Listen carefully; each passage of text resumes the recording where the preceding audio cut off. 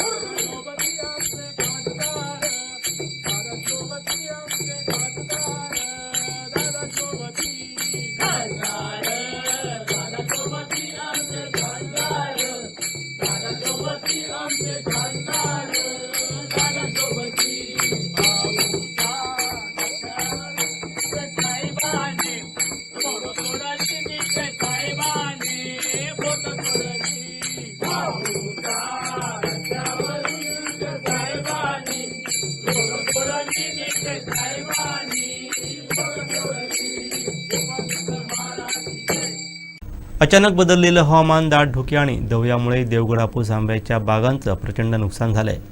या परिस्थितीची गांभीर्यानं दखल घेत जिल्ह्याचे पालकमंत्री नितेश राणे यांनी आज देवगड तालुक्यातील विविध आंबा बागायतींना प्रत्यक्ष भेट देऊन पाहणी केली।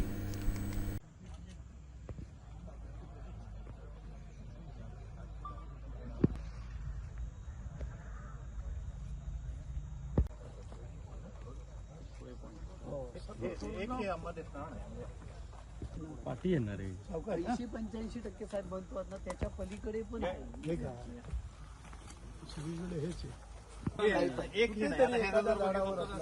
आणि ते ह्याच्यावाले जंगुलेवाले आले होते ते काय पुढच्या कणी दाखवत होते आम्हाला जाणार पण ती साहेब आता पण गेली ना, आताही ती गेली म्हणजे आम्हाला अंदाज होता मागचं तरी मिळेल, पण तोही नाही मिळत आहे। त्याच्यातला एकही टिकला नाहीये, म्हणजे पूर्ण गळून नाईट टिकतो टोकाचा पांब आहे त्यामुळे। आणि इथे कोण शेतकरी आहेत का? पूर्ण हे अशी परिस्थिती फंगस आहे पूर्ण। आणि हे बघा ते छोटे छोटे आंबे आहेत, कणी दिसते परंतु ती सगळी फंगसमुळे पूर्ण ती झाली। हा मिळणारच नाही, हा मिळणारच नाही, गेला आता पूर्ण संपला स्प्रे झालेले तरी पण अशी परिस्थिती। अगदी चांगली कंपनी स्टँडर्ड कंपन्यांची औषधं मोलिक्युल वापरलेले आहे तरी पण ही परिस्थिती अशी आहे। एवढं असं होतं आणि 8 दिवसाला फवारणी केलेली आहे तरी पण साहेब दव आणि धुकं राहिल्यामुळे हा सगळा परिणाम झाला। आता दव आहे पूर्ण, हा दिसतोय थेंब दिसतोय पाणी, हा बघा हा पूर्ण दव। हा दव पडण्याची प्रक्रिया साधारणतः पहाटेपासून चालू होते। हो, हा हे आता छोटे छोटे आहे का हा पावसासारखा साहेब बघा कणी दिसते हे त्यातच पडलेलं आहे। सगळं पाणी दवाचं आहे। दवनी धुकं राहिल्यामुळेच हे परिस्थिती एकदम बेकार झालेली मला वाटतं त्यांच्या नुकसान भरपाईमध्ये हा आयटम नाही आहे। आता याच्यावरती हे दव पडून महागाई अगदी 16,000 रुपये लिटरची औषध आहे। बुरशीनाशक वापरले सगळी बीएसएफची वगैरे सिंजेंटा आहे त्यांचे स्प्रे झालेले तरी होत नाही, तरी नाही झालं, इफेक्ट मिळाला नाही त्याचा। जसं मी असो, जिल्हाधिकारी आणि आमचे कृषी अधीक्षक, आमच्या सगळ्या जणांचं जे पहिल्या दिवसापासून म्हणणं आहे की ज्या आमच्या आंबा बागायतदारांनी कोकणाच्या इतिहासामध्ये कधीच काय मागितलं नाही, ज्यांच्यावर आमचं अर्थकारण अवलंबून आहे, आणि आज जेव्हा ते काय मागतायत किंवा जे काय आवाज उचलतायत त्याच्या मागे खरंच गंभीर परिस्थिती आहे। आता आम्ही सगळे कणकवलीतून जेव्हा इथपर्यंत येत होतो त्यामध्ये प्रचंड धुकं होतं। इथे आल्यावर ज्या भागात देवगडात जिथे आपण उभे आहोत तिथून हे खरं म्हटलं तर आंबे इथूनच मोठ्या प्रमाणामध्ये येतात आणि मग विविध मार्केटमध्ये उतरतात। आता इथलीच आपण ही कॅमेरा म्हणून कॅमेरा घेऊन सगळीकडे फिरलात, जी काय परिस्थिती दिसली ती अतिशय गंभीर परिस्थिती आहे। म्हणजे आंबा जिथे 300 400 पेट्या बाहेर यायच्या तिथे आज 5 10 पेट्या पण निघत नाही आहेत। आणि म्हणून ही सगळी परिस्थिती शासन म्हणून, प्रशासन म्हणून आम्ही खुल्या डोळ्याने पाहिलेल्या आहे। आमच्या आंबा बागायतदारांच्या ज्या व्यथा आहेत, जे कधीच कोणाकडे हात पसरत नाहीत, कधीच काय मागत नाहीत, ते आज व्यथित आहेत। कारण का जी काय परिस्थिती आहे ती निसर्गामुळे आहे, जे काय कीड निर्माण झाली आहे, थ्रिप्ससारखा कीड आहे, उपलब्ध असणारी औषधं जी आहेत ती त्या कीड जी लागलेली आहे, रोग जो लागलेला त्याच्यावर कामच करत नाही। आणि म्हणून ह्या सगळ्या परिस्थितीवर सरकार म्हणून आम्ही त्यांच्याबरोबर उभं राहणं हे आमचं कर्तव्य आहे। आणि त्याचसाठी आज आम्ही आमदार, मंत्री, प्रशासन म्हणून आम्ही का मंत्रालयामध्ये बसतो, का विधिमंडळात बसतो, की ह्या आमच्या लोकांना आम्ही आधार दिला पाहिजे, संकटामध्ये त्यांच्याबरोबर उभं राहिलं पाहिजे, ह्याचसाठी आम्ही त्यांचे सेवक म्हणून तिथे बसतो। आणि म्हणून ही सगळी परिस्थिती मी आहे, जिल्हाधिकारी मॅडम, कृषी अधीक्षक सगळेच आमचे अधिकारी माझ्याबरोबर आहेत।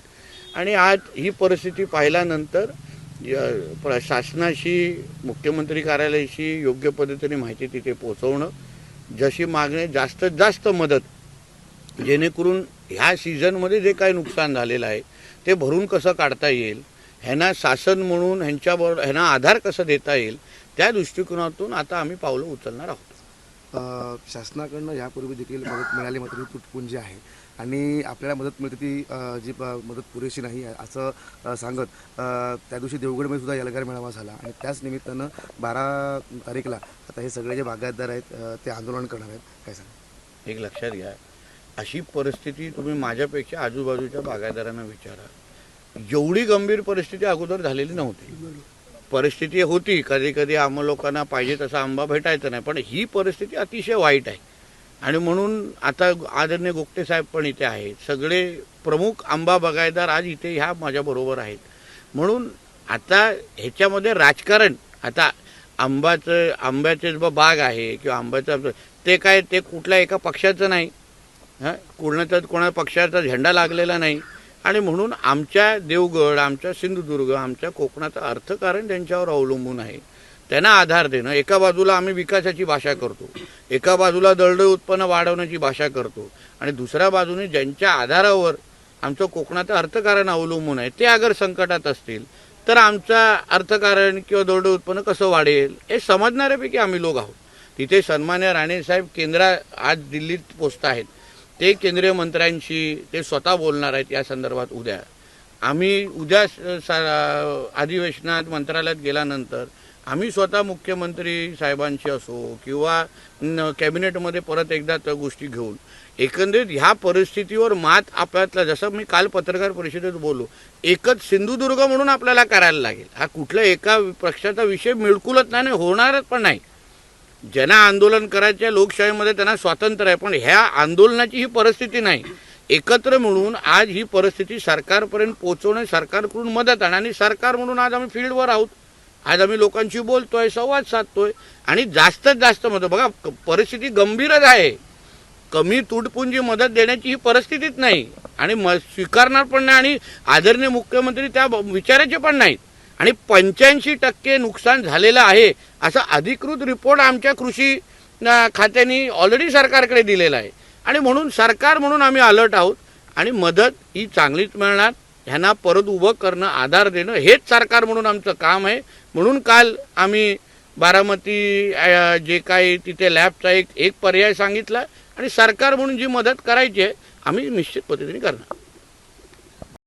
आता पालकमंत्री नितेश राणे यांनी बागायतदारांच्या नुकसानाची पाहणी करून काय उपयोग असा सवाल माजी आमदार वैभव नाईक यांनी केला आहे. सिंधुदुर्ग जिल्ह्यामध्ये मोठ्या प्रमाणात आंबा आणि काजूचं नुकसान यावर्षी झालेलं आहे आणि अस्मानी संकट या सिंधुदुर्ग जिल्ह्यातल्या आंबा बागायतदार शेतकऱ्यांवर आलेलं आहे.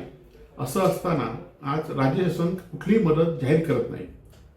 या जिल्ह्याचे पालकमंत्री नितेश राणे यांनी काल पत्रकार परिषद घेऊन जे शेतकरी मोर्चा करतात आणि त्याचे नेतृत्व करतात त्यांच्यावर टीका केली, परंतु शासन पातळीवर मात्र कुठलीही मदत या शेतकऱ्यांना झाली नाही किंवा त्याची सुरुवात सुद्धा या ठिकाणी झाली नाही. आज शेतकऱ्यांची मागणी आहे की 12 तारीखला मोर्चा आपण काढणार आहोत, त्याआधी शासनाने मदत जाहीर करावी. गेल्या अनेक वर्षाच्या ज्यावेळी असं नुकसान झालं, काही वर्षापूर्वी संत्र्यामध्ये नुकसान झालं होतं, तेव्हा सरकारने हेक्टरी 1 लाख रुपये मदत त्यावेळी अधिवेशनामध्ये जाहीर केली होती. आता बजेटचं अधिवेशन सुरू असताना सुद्धा काल मदत जाहीर झाली नाही आहे. त्याचबरोबर शासन एवढं दुर्लक्षपणा करतंय किंवा बेफिकीर वागतंय, शेतकऱ्यांच्या विरोधात वागतंय. कारण या आंब्याचा हंगाम जानेवारीपासून सुरू होतोय आणि जानेवारीपासून शेतकऱ्यांना कळलंय की ह्या वर्षी आंबा होत नाही आहे, म्हणून शेतकऱ्यांची जानेवारीपासून या सरकारकडे नुकसान भरपाईची मागणी सुरू आहे. परंतु या शासनाने आणि बेफिकीर असलेल्या या कृषी विभागाने फक्त शासनाने 2 महिने मागणी करून फक्त आता गेल्या 26 तारीखला नजरपाणी अहवालाचा अहवाल शासनाला पाठवला आहे. परंतु आता 26 तारीखपासून जवळजवळ आता 15 दिवस होत आले, तरी पण अजूनही पंचनामा करा म्हणून शासनाने नजरपाणी अहवाल झाल्यानंतर शासन प्रसिद्ध करतं की पंचनामे करा म्हणून, परंतु शासनाने कुठलेही आदेश पंचनाम्याचे दिले नाहीत. आणि नितेश राणेंनी सुद्धा या संदर्भात कुठेही लक्ष दिलं नाही. पालकमंत्री म्हणून त्यांनी पंचनामे झालेत की नाही, पंचनाम्याचे आदेश आलेत की नाही हे न बघता आज स्वतः जाऊन त्या ठिकाणी पाहणी शेतकऱ्यांची नुकसान भरपाईची केली की जी जानेवारी-फेब्रुवारीमध्ये केली पाहिजे होती. त्यानंतर नजरपाणी अहवालाची शासनाने गेलं असतं आणि त्यानंतर थेट पंचनामे शेतकऱ्यांकडे झाले असते. आता जानेवारी, फेब्रुवारी, मार्च आता संपत आला आहे आणि यावेळी जे नुकसान भरपाई होणार त्यांचं आता पंचनामे कसे काय करणार आहेत. त्यामुळे आता आधी शासनाने युद्ध पातळीवर पहिले आधी पंचनाम्यासाठी आदेश देण्याचं आधी केलं पाहिजे आणि 12 तारीखला शेतकऱ्यांचा मोर्चा आहे, त्या मोर्चाला आमचा सर्वांचा पाठिंबा आहेच. परंतु हे पंचनामे सुद्धा त्वरित या ठिकाणी झाले पाहिजेत, नाहीतर तीव्र आंदोलन याचं स्वरूप घेतलं पाहिजे आणि सगळ्या शेतकऱ्यांनी या मोर्चात सहभागी व्हावं असं आमचं आवाहन या ठिकाणी आहे. दोडामार्ग शहरातील नागरिकांना दर्जेदार खाद्यसंस्कृतीचा नवा अनुभव देणारं अत्याधुनिक सुविधांनी सुसज्ज आणि आकर्षक अशा the spy junction and Monginis family रेस्टॉरंटचं भव्य उद्घाटन रविवारी आंतरराष्ट्रीय महिला दिनाच्या औचित्यानं उत्साहात पार पडलं. शहरातील उद्योजक शैलेश गोवेकर आणि चेतन गोळेकर यांच्या संकल्पनेतून साकारलेल्या या रेस्टॉरंटमुळे दोडामार्गच्या खाद्यप्रेमींना आता पंचतारांकित दर्जाचा अनुभव आपल्या शहरात मिळणार आहे. पाहूयात.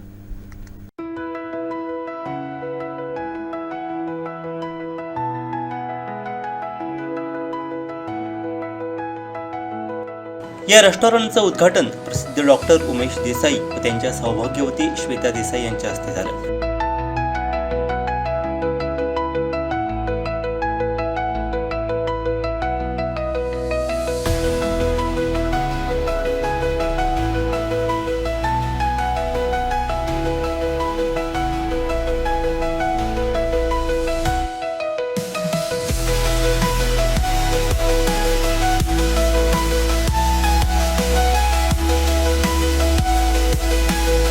यावेळी नगराध्यक्ष चेतन चव्हाण, नगरसेवक व माजी बांधकाम सभापती व नगरसेवक नितीन मणेरीकर, नगरसेवक राजेश प्रसादी, आंबेली गावचे माजी पोलीस पाटील व प्रगतशील शेतकरी लक्ष्मण गुळेकर यांच्यासह विविध क्षेत्रातील मान्यवर, व्यापारी, सामाजिक कार्यकर्ते तसंच नागरिक मोठ्या संख्येने उपस्थित होते.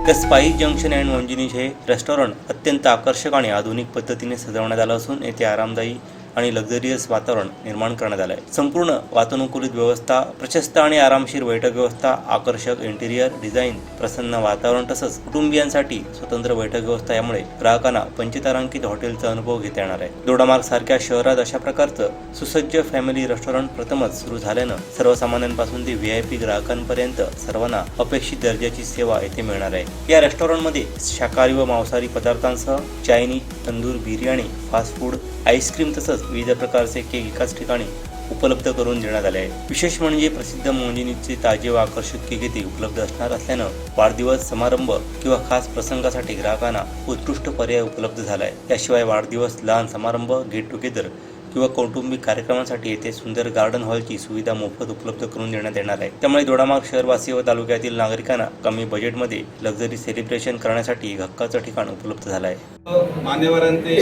खूप खूप अभिनंदन आणि सगळ्यात चांगली गोष्ट म्हणजे आम्ही फोर्समध्ये असल्याने कारणाने पुरा देश फिरलो, पण दोडामार्ग सारख्या एका सुंदर शहरात इतकी सुंदर वास्तू उभी राहते आज, याच्यासारखं कौतुक चेतन आणि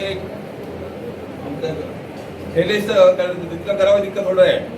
प्रत्येक शहरात जर चांगलं काहीतरी चांगली प्रगती व्हायला पाहिजे, बाकीच्या मोठ्या शहरासारखी, तर एक चांगली वास्तू आणि चांगलं काहीतरी लोकांना दिलं पाहिजे आणि या भावनेतून ही जी कलाकृती म्हटलं पाहिजे ना, इतकं सुंदर डेकोरेशन, इतकं सुंदर लक्झरियस लाईफ कसं असतं हे आमच्या गावातल्या लोकांना कळायला पाहिजे.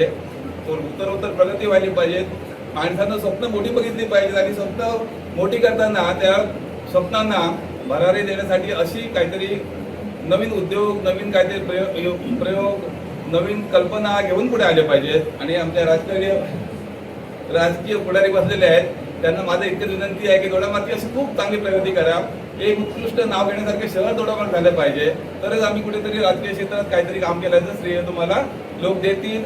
आणि असंच कार्य बाकी इथल्या जे उद्योगपती आहेत, कामगार आहेत आणि खास करून तरुण वर्ग, शैलेशचं आणि चेतनचं कौतुक खास करावं, कारण या दोडामार्गसारख्या रिमोट एरियामध्ये जर इतकं चांगलं एक सुंदर हॉटेल आणि घेऊन यायची कल्पना आहे ना, खरोखरच वाखाणण्यासारखी आहे. आणि या कार्याला त्यांना चांगलं ते यश देईल अशी मी शुभेच्छा देतो. तुम्हा सगळ्यांचं खूप खूप अभिनंदन.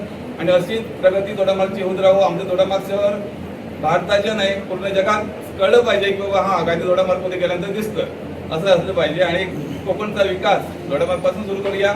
इतके चांगल्या शुभेच्छा देतो आणि पुन्हा एकदा खूप खूप धन्यवाद. याच्यासाठी शैलेशची आणि चेतन त्यांनी खूप खूप मेहनत घेतली आहे आणि ती मी फार जवळून बघितली. त्यांची धावपळ, त्यांची जागरण. दोडामार्ग तालुक्याला तालुका होऊन जवळजवळ 25-26 वर्ष झाली असतील. पण अशा प्रकारचं हॉटेल, अशा प्रकारची वास्तू आपल्याला इथे जवळपास कुठेच बघायला मिळत नाही. या दोघांच्या मेहनतीने आणि गोवेकर फॅमिलीच्या पूर्ण आशीर्वादाने हे हॉटेल पूर्ण भरभराट होईल याच्या मनात माझ्याबद्दल काही शंका नाही. आणि मला असं वाटतं की एवढी भरभराट होईल की वर्षभरात स्पाइस जंक्शन 2 सुरू करण्याची वेळ येईल. खूप खूप शुभेच्छा. सर्व आपल्या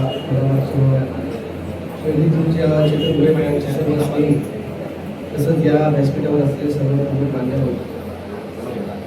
आत्ता जस्ट बोलले की महेश भाई बोलले की त्यांची पुरी दुनिया फिरलेली आहे. मी म्हणतो प्रत्येक त्यांनी राज्यात फिरलेलं आहे आणि या पूर्ण राज्यात देशामध्ये फिरून त्यांनी आत्ता उद्गार काढले की असं भव्य दिव्य असं रेस्टॉरंट ते आपल्या दोडामार्गमध्ये होत आहे. खरंच शैलेश गोवेकर आणि चेतन गोवेकर यांचं मनापासून त्यांचं मी खरं आभार व्यक्त करतो की त्यांनी या दोडामार्गसारख्या आमच्या शहरामध्ये ही जागा सुचवली आणि त्यांची एन्करेजमेंट केली. रोज आम्ही सतत सांगत असतो व्यापाऱ्यांना की नवीन नवीन नाविन्यपूर्ण तुम्ही काहीतरी करा. जेव्हा मी नगराध्यक्ष बसलो होतो तेव्हा सुरुवातीला पण सांगितलं होतं की नगरपंचायत कसे दोडामार्गचे एक मुख्य जे बसणार आहे, कारण गोवा एअरपोर्ट जवळ आहे, गोवा जवळ आहे आणि सर्वात जवळचं जर तुमचं जर शहर असेल मोपा आणि गोवा या आपल्या गोव्याच्या बाजूचं दोडामार्ग शहर आहे.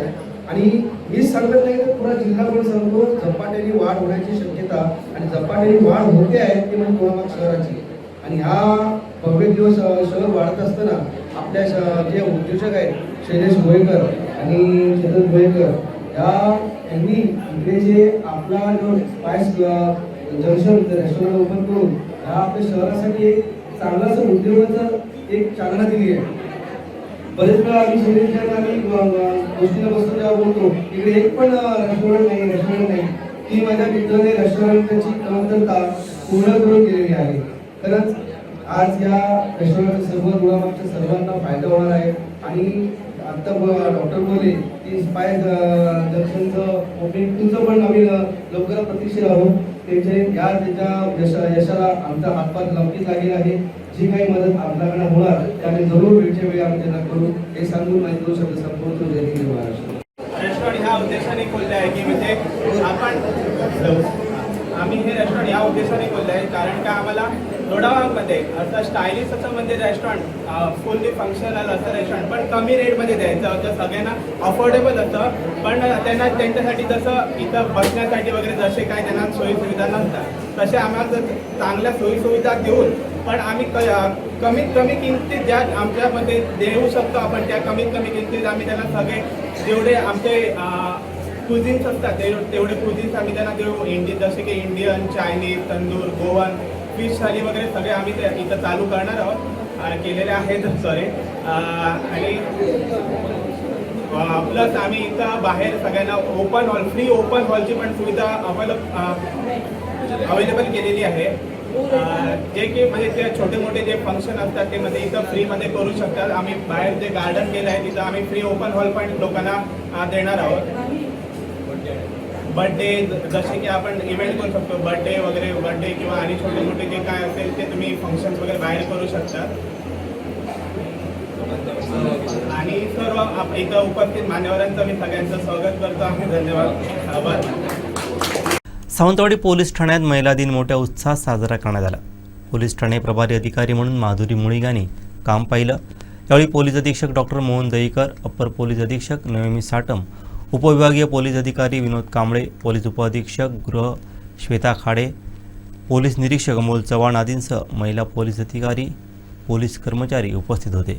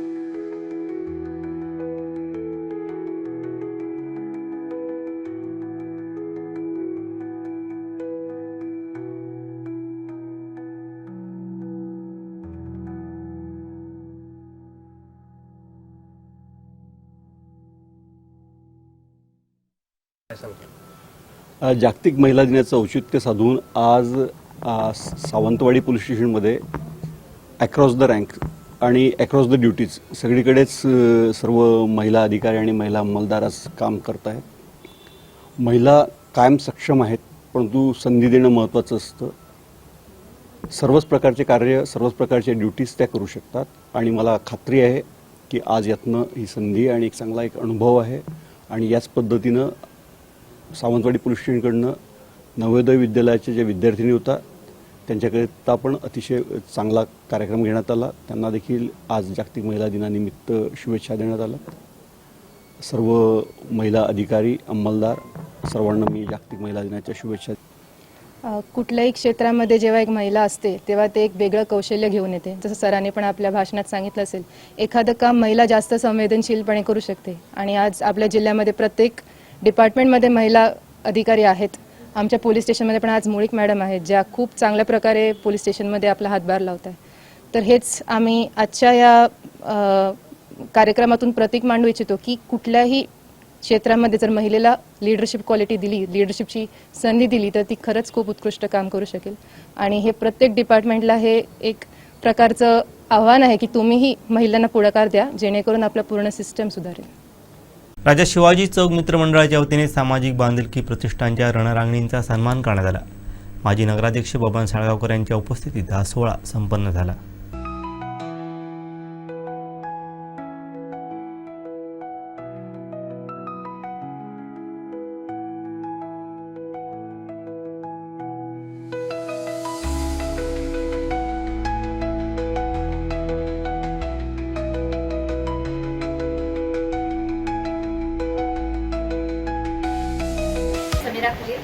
सामाजिक बांधिलकी प्रतिष्ठान सिंधुदुर्गची सचिव आणि आजच्या ह्या जागतिक महिला दिनाच्या तुम्हा सर्व महिलांना हार्दिक शुभेच्छा.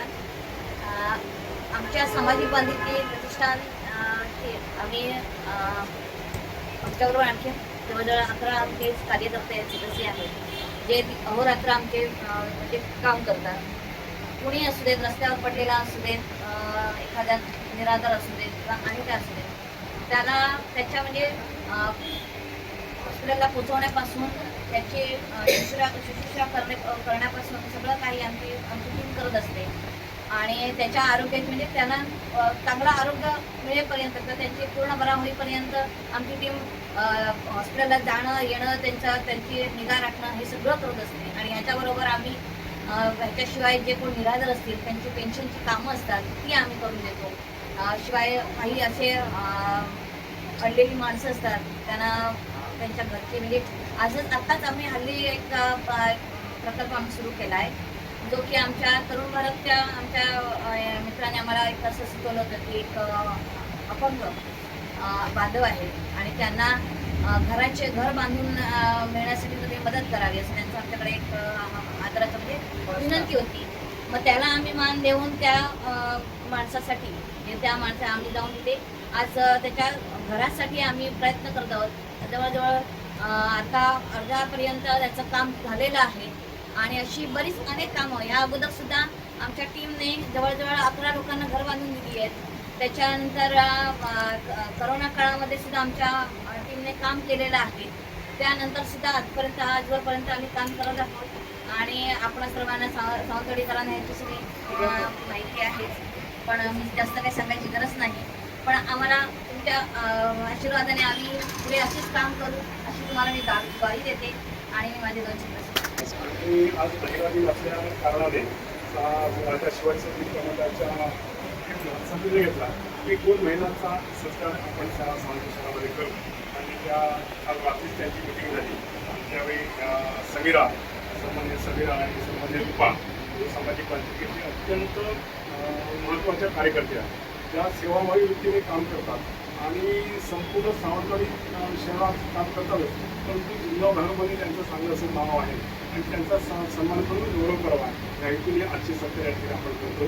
की महिला दिनाच्या वतीने दोघांनी सन्मानित करत असतानाच त्यांना शुभेच्छा देऊन त्याबरोबर आमच्या वहिनी साहेब सर्वांना महिला दिनाच्या शुभेच्छा देऊ. सावंतवाडी नगर परिषद महिला व बालकल्याण समितीकडून जागतिक महिला दिन मोठ्या उत्साहात साजरा करण्यात आला। यावेळी पाककला स्पर्धा, विविध क्षेत्रात उल्लेखनीय कार्य करणाऱ्या महिलांचा सत्कार, स्वसंरक्षण मार्गदर्शन, फनी गेम्स आदींसह विविध उपक्रम राबवण्यात आले।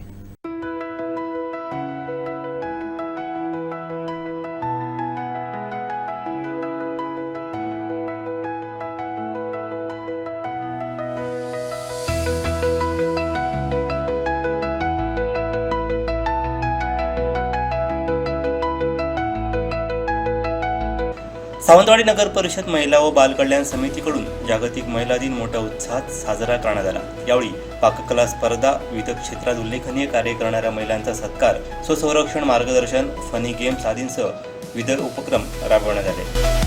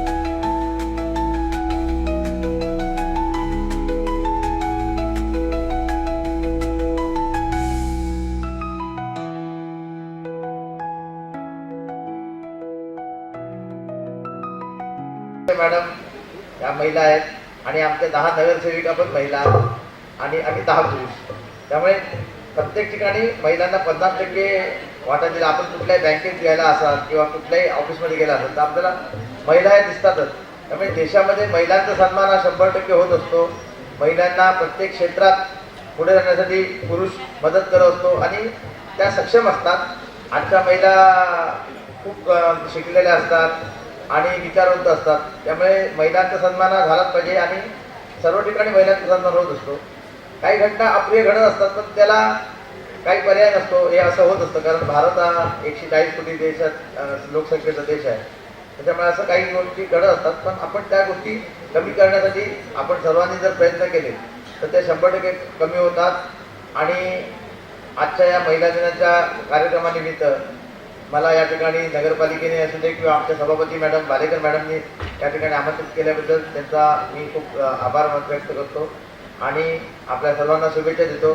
व्यासपीठावरील सर्व महिलांना पण शुभेच्छा देतो आणि इथे थांबतो। जय जय महाराज। पण आमच्या नगरपालिकेत 50%पेक्षा जास्त महिला म्हणजे आरक्षणाच्या पलीकडे आमच्या महिला आहेत।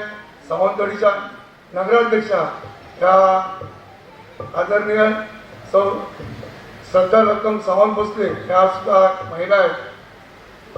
आजच्या या महिला दिनाच्या निमित्ताने मी सर्व महिलांना या ठिकाणी सांगू इच्छितो की फक्त एक दिवस हा महिला दिन साजरा करून उपयोगाचा नाही, 365 दिवस आपण त्यांचा आदर केला पाहिजे। आम्ही सर्वजण आई, बहीण, मुलगी यांचा आदर करत असतो। मुलीला तर आम्ही म्हणजे बाप हे रागाने बोलत असतात, काही मुलींना वाटत असतं की आपला वडील आपल्यासाठी किती त्रासदायक आहे, कारण मुली तर मगाशी सांगितल्याप्रमाणे पाटील मॅडमने जसं सांगितलं की रात्री 12-12, 1-1 वाजेपर्यंत मुली फिरत असतात। त्यांचं म्हणणं बरोबर आहे की सावंतवाडीत मुली ह्या किती सुरक्षित आहेत याचं एक जिवंत उदाहरण आहे, परंतु आजच्या काळात त्याने सुद्धा किती फायदा घ्यायचा हेही त्या ठिकाणी ठरवलं पाहिजे। त्यानिमित्ताने मी सर्व महिलांना पुन्हा एकदा शुभेच्छा देतो।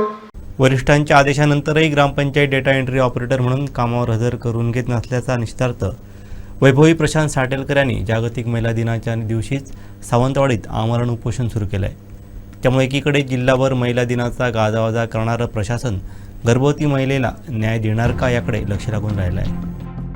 वरिष्ठांच्या आदेशानंतरही ग्रामपंचायत डाटा एंट्री ऑपरेटर म्हणून कामावर हजर करून घेत नसल्याच्या निषेधार्थ वैभवी प्रशांत साटेलकर यांनी जागतिक महिला दिनाच्या दिवशी सावंतवाडीत आमरण उपोषण सुरू केलं आहे. त्यामुळे एकीकडे जिल्हाभर महिला दिनाचा गाजावाजा करणारं प्रशासन गर्भवती महिलेला न्याय देणार का याकडे लक्ष लागून राहिलं आहे.